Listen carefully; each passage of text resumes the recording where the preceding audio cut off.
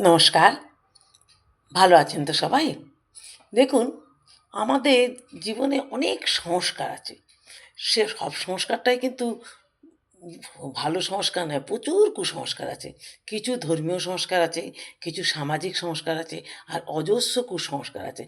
এই সবটা মিলে একটা খিচুড়ি হয়ে আছে এবং এই সংস্কারগুলো আমরা বেশিরভাগ মেয়েরাই মানি।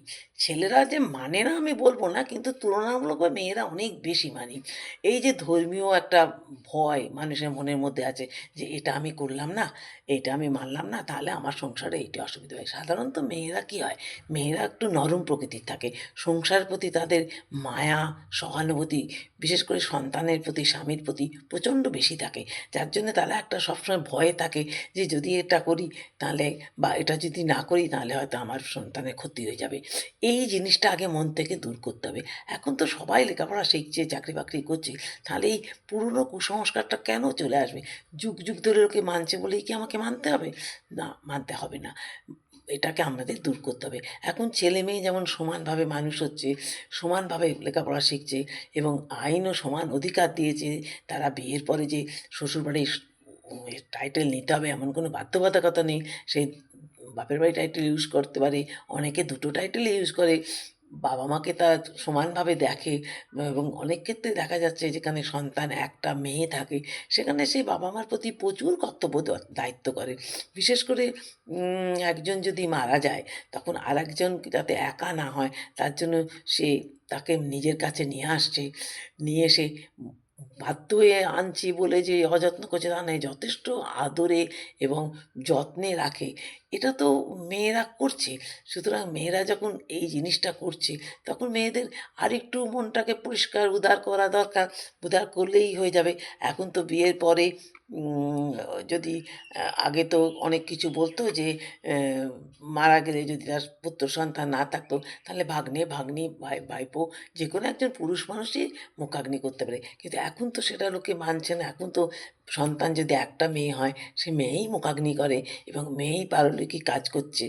সেটা কিন্তু সমাজ মেনে নিয়েছে। সুতরাং সমাজ তো অনেক উদার হয়েছে। এইগুলো তো আগে কুসংস্কার ছিল। এগুলো তো মেয়েদের শ্মশানে যেতেই দেয়া হতো না, যে যেতে নেই।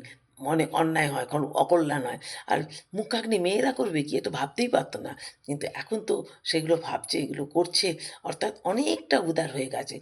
সেক্ষেত্রে যখন মানুষ ও এইগুলো মানতে শিখেছে, তখন আরও ছোট, ছোট যে কুসংস্কারগুলো থাকছে, সেগুলো করার দরকার নেই। এটা ভাবার কখনো দরকার নেই যে আমি এটা করলাম না, সেইজন্য আমার সংসারে এই অশান্তি হলো। দেখা যাচ্ছে যারা পুজো পাঠ করছে, তাদের বাড়িতেও যা আছে, আমি যদি পুজো পাঠ করছি না, আমার বাড়িতেও সেই একই আছে। অর্থাৎ প্রতিটি মানুষের জীবনেই সুখ, দুঃখ, জন্ম, মৃত্যু সবকিছু নিয়েই জীবন।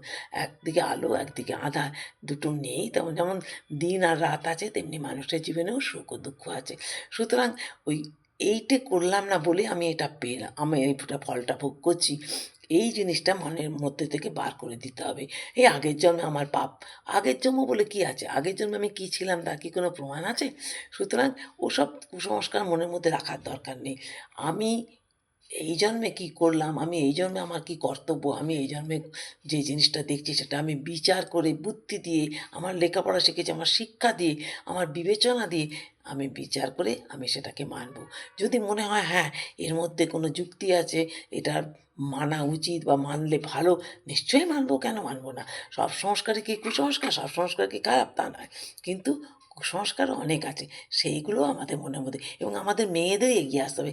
মেয়েরাই কিন্তু বেশি কুসংস্কারে ছন্ন এবং মেয়েরাই কিন্তু এটাকে উম বেরিয়ে আসতে পারে। মেয়েরাই তো সব আগল ভাঙছে। একটার পর একটা আগল ভেঙে মেয়েরাই এগিয়ে আসে। সুতরাং এই কুসংস্কারটা মেয়েরাই ভাঙুক, মেয়েরাই এগিয়ে আসুক। আমরা তাদের সঙ্গে থাকবো। আমরা প্রবীণরা আমরাও মনে তাদের উৎসাহ দেবো, বলবো যে, "এটাতে ভয় নেই, এগিয়ে এসো, এগিয়ে এসো। আমরা পারিনি, তোমরা পারবে। তোমরা নতুন যৌবনের দুধ, তোমরা নিশ্চয়ই পারবে।" কি ঠিক বললাম তো? যদি একমত হন, তাহলে লাইক, কমেন্ট করে, শেয়ার করে আমার পাশে থাকবেন। পাশে তো আছেন, আরও পাশে থাকবেন। নমস্কার। আবার কিছু নিয়ে আলোচনা করব। আলোচনা করতেই তো আসছি। আসি আজকে।